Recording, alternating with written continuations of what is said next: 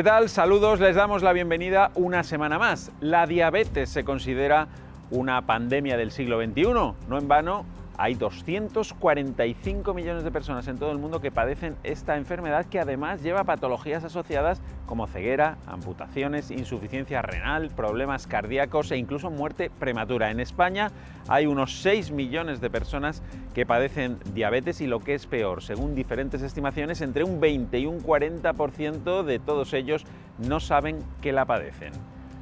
Bienvenidos a Diagnóstico, arrancamos enseguida, justo después de un rápido repaso por la actualidad en 3 minutos.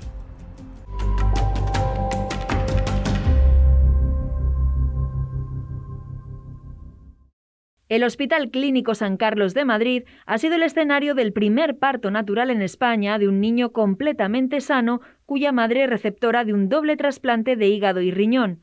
Su embarazo de alto riesgo y posterior parto han supuesto un gran reto para el equipo multidisciplinar que se ha hecho cargo durante estos meses de la gestación.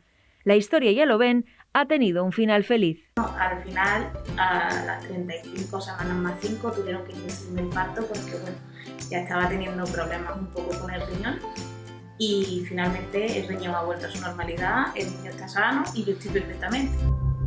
La patronal de la industria farmacéutica, Farmaindustria, cree que España puede estar entre los países que lideren la I+D y la producción de medicamentos en los próximos años.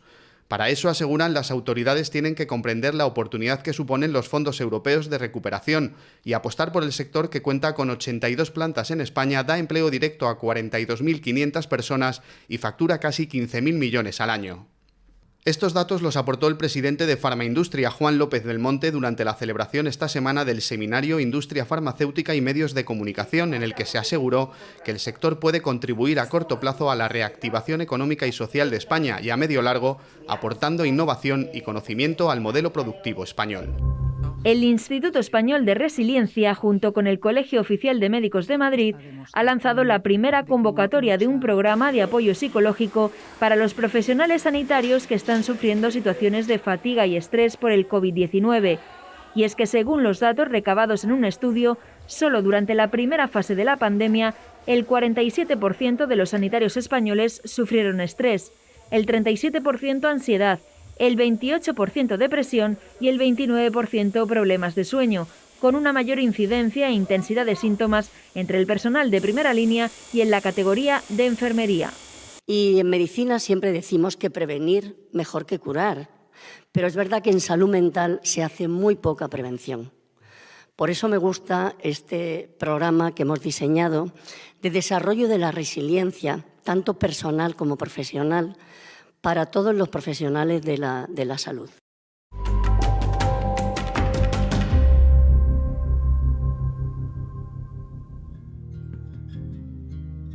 La diabetes es una enfermedad crónica que, según la Organización Mundial de la Salud, afecta a 246 millones de personas en el mundo, o lo que es lo mismo, 1 de cada 11 habitantes del planeta tiene diabetes. En España hay unos 6 millones de diabéticos. Esta enfermedad aumenta el riesgo de sufrir patologías del corazón, ictus, ceguera, fallo renal y amputaciones de las extremidades. Hablamos hoy de todo esto con varios expertos, entre ellos nuestro invitado, Fernando Gómez Peralta, jefe de la Unidad de Endocrinología y Nutrición del Hospital General de Segovia, una autoridad en la materia. Doctor, se habla de la diabetes muchas veces como una pandemia del siglo XXI. ¿Te parece correcta esa definición? Pues sí, la verdad es que nosotros utilizábamos el término, que es un término técnico, antes de esta desgraciada pandemia del COVID-19. Y es correcto, las predicciones además hablan en ese sentido de 450 millones de personas afectadas a mediados de este siglo XXI, así que es cierto. También es verdad que la afectación es muy diversa, es muy diferente en distintas zonas del mundo y zonas con unas prevalencias mucho mayores que otras. Claro, ¿y por qué cada vez es más prevalente la diabetes? La diabetes tiene una base genética, pero eso explica aproximadamente, no es una cifra exacta, pero una cuarta parte de la enfermedad. Casi todo el resto depende mucho de los hábitos de vida y en concreto del sedentarismo y de los hábitos de alimentación no saludables. Y estas dos cosas han aumentado enormemente en el mundo y hay que ver algunos países, sobre todo en desarrollo, que han cambiado prácticamente en solo una generación de ser una población dedicada fundamentalmente al trabajo manual a otros tipos de trabajo y además a la llegada de la comida rápida, tan desgraciadamente conocida, a todos los confines del mundo. Claro, o sea, que estamos ante una enfermedad que es que se puede prevenir cambiando hábitos de vida, ¿no? Correcto, las medidas las conocemos, así es. El cambiar hábitos de vida ha demostrado reducir el paso de prediabetes, digamos, a diabetes tipo 2 en más de un 50%. Lo que pasa que en contra de lo que podríamos entender que es fácil, que es cambiar nuestros hábitos de vida, ¿verdad?, comer mejor, hacer algo más de ejercicio físico, en la práctica todos sabemos que no es tan fácil. Porque ¿cómo afecta al día a día de un paciente tener diabetes? ¿En qué le afecta? En realidad, en fases iniciales en las que cambiamos esos hábitos de vida y el tratamiento farmacológico no es muy agresivo, puede no ser muy costoso en cambios de hábitos de vida. Pero hay otras personas que tienen muy interiorizados tipos de alimentación no saludable o que tienen una vida por necesidad o por limitaciones físicas muy sedentaria, en los que sí que supone un cambio notable. Cuando ya aparecen complicaciones crónicas, la calidad de vida de la persona con diabetes puede reducirse mucho. Tenemos que ser conscientes de ello, pero también creo que es un mensaje interesante a mandar, Benjamín, para motivar a las personas para no llegar a esas situaciones, digamos, finales de la enfermedad. La diabetes es una enfermedad en la que los niveles de glucosa, de azúcar en sangre, están muy altos de manera persistente o crónica. Esa glucosa proviene de los alimentos que ingerimos y nuestro organismo regula su nivel mediante la insulina, una hormona que segrega el páncreas precisamente para controlar la velocidad a la que la glucosa se consume en las células del músculo, el tejido graso y el hígado. La diabetes en general es un trastorno en el metabolismo de los carbohidratos y se tienen una íntima relación con la secreción de insulina.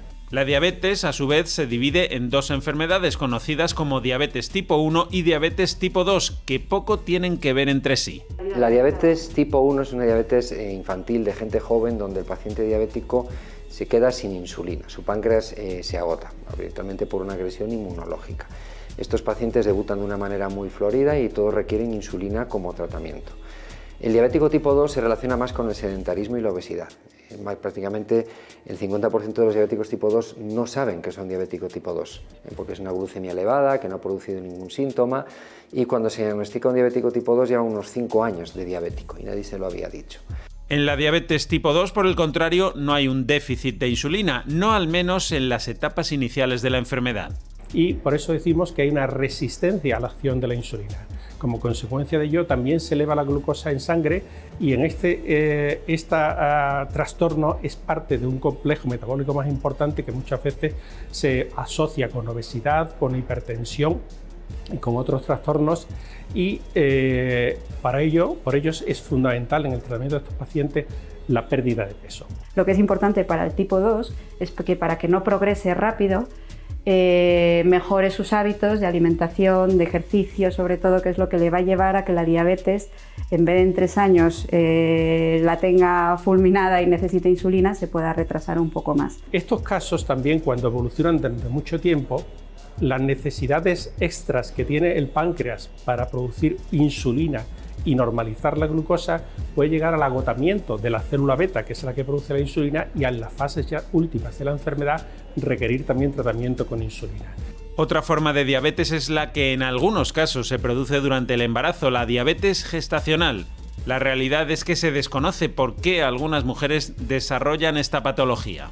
La cosa no está muy clara, pero también parece que hay un fondo genético, porque hay muchas pacientes que tienen ya una base de diabetes tipo 2, es decir, tiene, por ejemplo, una resistencia a la insulina, tienen obesidad, e incluso aunque no tengan estos factores, las mujeres que tienen una diabetes gestacional tienen mayor riesgo de desarrollar una diabetes tipo 2.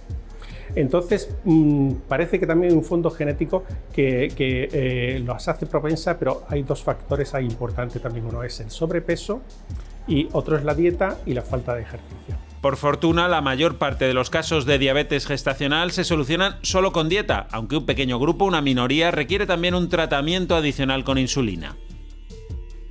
Y la diabetes tipo 2, aparte de ser evidentemente la mayoritaria, ¿no?, ¿es también más difícil de manejar que la 1 o no?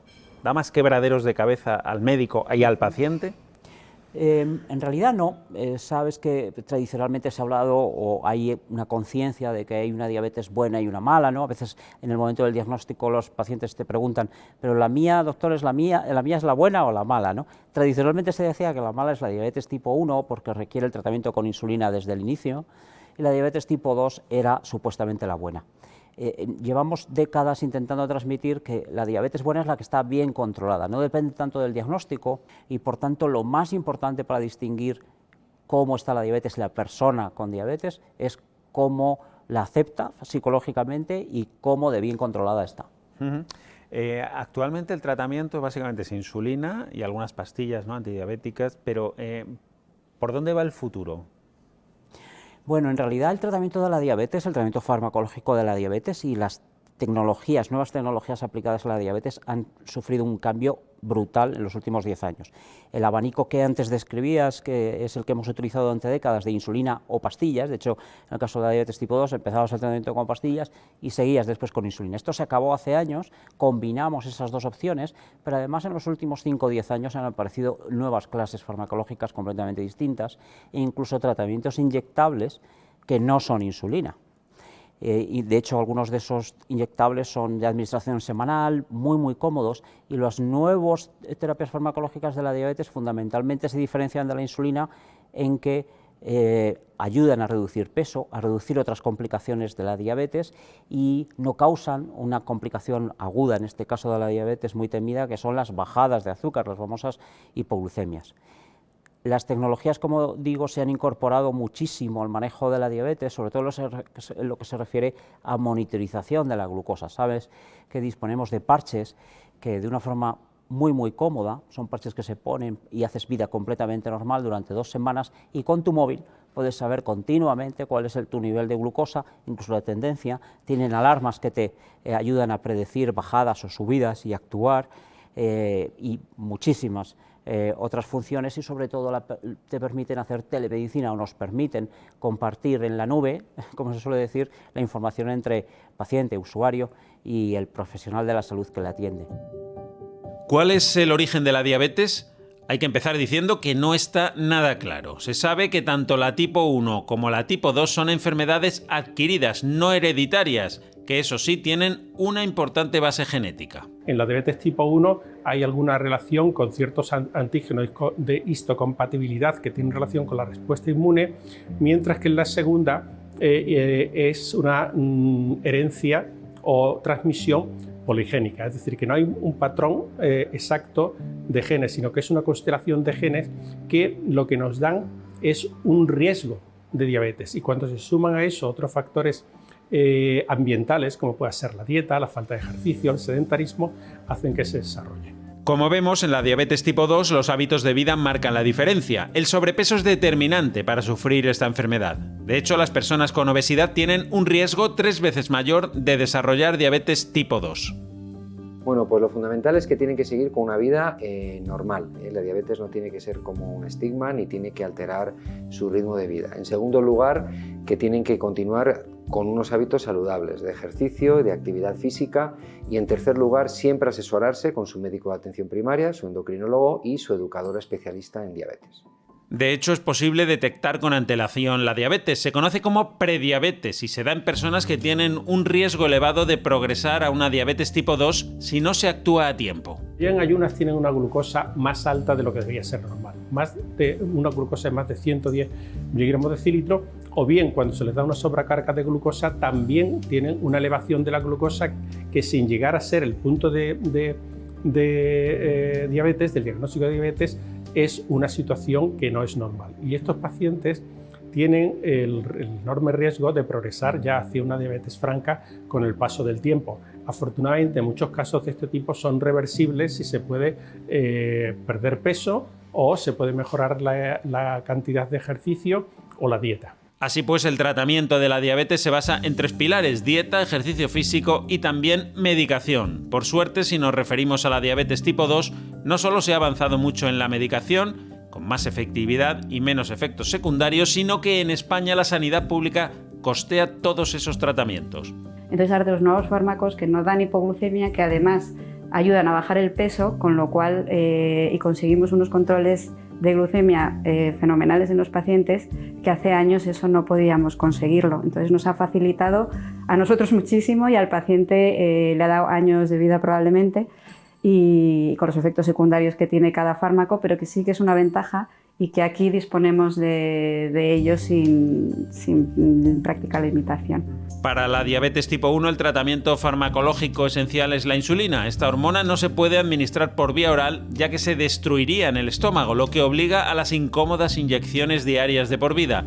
No obstante, ahí también se ha avanzado mucho de la mano de la tecnología, con sensores que miden el nivel de glucosa en sangre de forma continua. Esto les permite, con un dispositivo autoimplantable que dura 14 días, pasar su medidor o su smartphone por encima de él 3 veces al día y captura todas las lecturas. Además, este tipo de dispositivo el paciente lo puede revisar y ver sus controles, pero también lo puede ver su endocrinólogo y su médico de atención primaria. La bomba de insulina también ayuda a facilitar mucho el día a día del paciente. Se trata de algo así como un páncreas artificial, un dispositivo electromecánico con un depósito de insulina que va dosificando de manera automática la cantidad que nuestro organismo requiere para mantener siempre un adecuado nivel de glucosa en sangre. Si nos fijamos en una posible cura de la enfermedad, bien sea farmacológica o bien sea quirúrgica, ¿ahí hay alguna esperanza o no? Sin duda. Nosotros cada poco, las asociaciones científicas para la diabetes, y en especial la americana, nos recuerda siempre que nuestro objetivo es curar, que está muy bien eso de que controlamos, que está muy bien el ofrecer tratamientos cada vez más que se adaptan mejor a la vida de las personas, pero que el objetivo es curar. En el caso de la diabetes tipo 1, el Congreso Americano de Diabetes nos ha mostrado muchísimas novedades en lo que se refiere a la detección precoz, incluso antes del diagnóstico de la enfermedad, y ya se han comunicado resultados muy interesantes para, si no por lo menos la curación definitiva, alargar mucho lo que se llama esa fase previa de la enfermedad.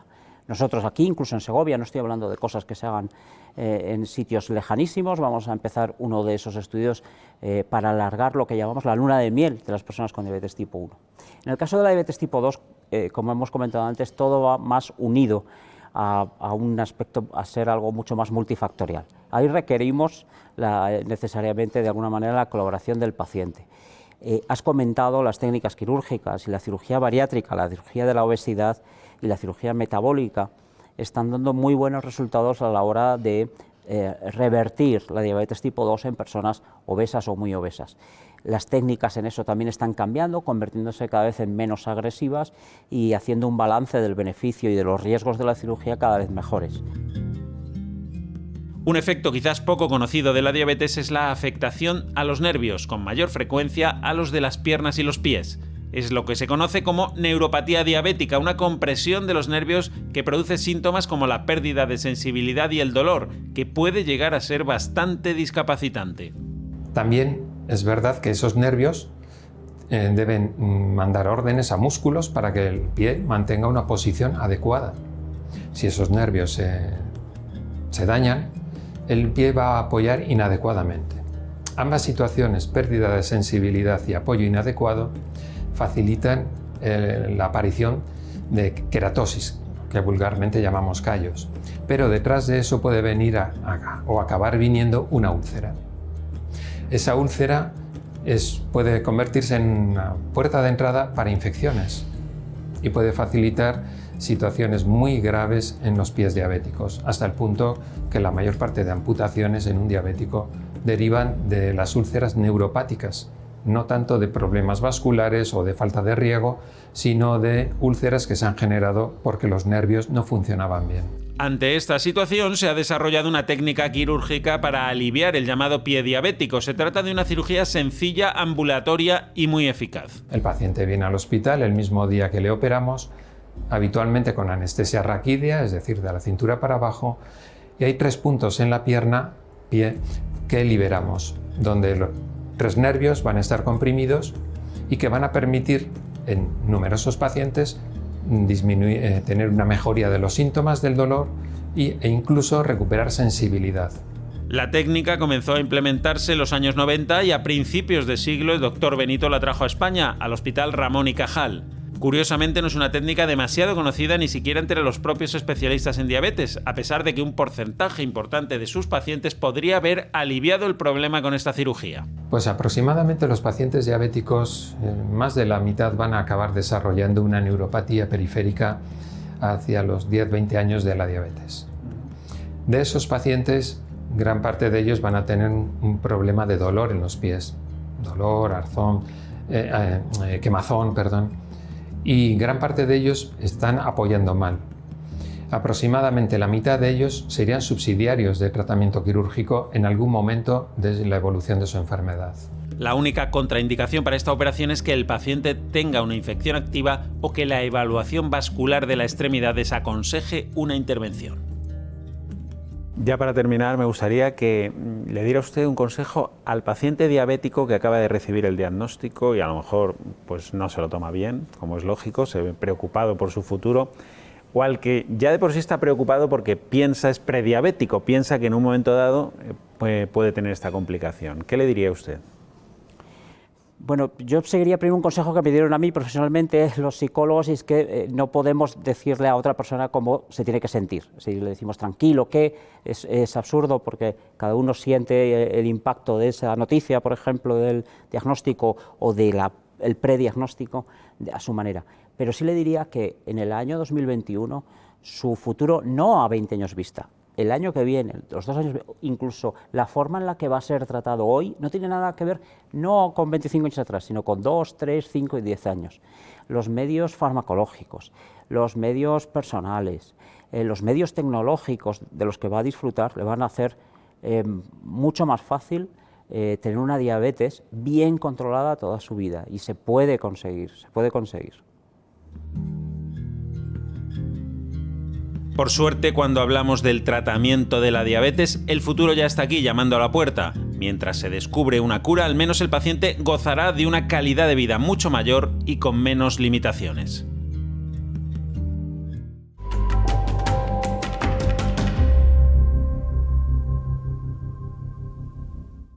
Seguimos avanzando en el diagnóstico de hoy, conociendo y profundizando más en la diabetes. Por eso hemos trasladado nuestras cámaras hasta una asociación de pacientes donde conocen mejor que nadie el manejo y el día a día de esta enfermedad. Somos una sociedad que consume mucho azúcar sin ni siquiera darnos cuenta. Es increíble saber que por cada 100 gramos en cualquier alimentación sobrepasamos entre 10 y 15 veces el azúcar que habría que tomar durante todo el día. Por eso es imprescindible, aseguran, aprender a leer las etiquetas de todos los productos que consumimos. Pedagógicamente hay que enseñarles a que lean las etiquetas, que huyan de todo aquello que dice bio, de todo aquello que dicen bajo, de todo cual, porque eso al final lleva lactosa, lleva fructosa, etcétera, etcétera, que a la larga es tanto o peor que la propia azúcar. Recomendaciones necesarias según apunta la Asociación de Diabéticos de Zamora. Ellos conviven con los problemas que ocasiona el azúcar y el problema, apunta, es más grave de lo que puede parecer a priori. Su día a día en la asociación es muy dispar, sobre todo en la ayuda a sus pacientes. A cambiar unas pilas a una persona mayor que se le han acabado y no sabe cómo cambiarlas, que el glucómetro no le funcione, llevar uno para dejárselo de momento, o inclusive acompañarle en algún caso a alguna consulta que así nos ha ocurrido porque no podían desplazarse. A partir de ahí, pues nuestra asociación está colaborando tanto en permitir que vayan 2 veces al podólogo, totalmente asumido por la asociación, ayudas para el dentista, ayuda para el oftalmólogo, ayuda para el otorrino. Durante la pandemia, las dudas de los diabéticos se han agravado. Son personas de alto riesgo. Sus dudas fundamentales eran qué podían hacer para controlarlo mejor, qué podían hacer para tener una asistencia mejor, qué podían hacer para llevar una vida normal. En la época de la pandemia, evidentemente, su preocupación era el qué podían hacer si no podían salir de casa, el qué alimentación debían de seguir. Las dudas más importantes que tenían eran qué grado de posibilidad tenían de infectarse y qué consecuencias podía tener.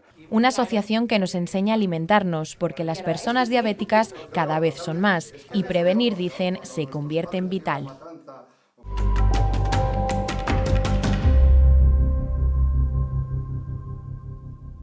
Bueno, estamos ya llegando al final del diagnóstico de hoy. Vamos a dedicar el último minuto del programa a escuchar el consejo de nuestra especialista en nutrición, Isabel Higuera.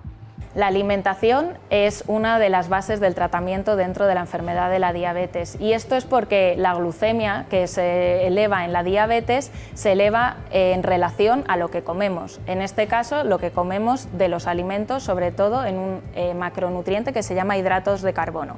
En relación a la diabetes tipo 1, el aprendizaje es la clave, porque el control de lo que comes hará que puedas prevenir muchísimas complicaciones de tu enfermedad, ya sea por hiperglucemia, hipoglucemias, y cómo reacciona tu propio cuerpo ante el estrés o ante el ejercicio. En el rango de la diabetes tipo 2, sobre todo es importante conocer que los hábitos de vida influyen muchísimo, puesto que una alimentación saludable puede ser incluso el único tipo de tratamiento que tengamos, generalmente asociado a antidiabéticos orales, pero la alimentación es la base del tratamiento junto con el ejercicio. Bueno, pues nos hemos quedado sin tiempo, tenemos que poner aquí punto y final al diagnóstico de esta semana, pero les emplazamos a que vuelvan con nosotros dentro de 7 días. Les contaremos entonces otro asunto de salud, como siempre desde una perspectiva muy diferente. Que sean felices, hasta luego.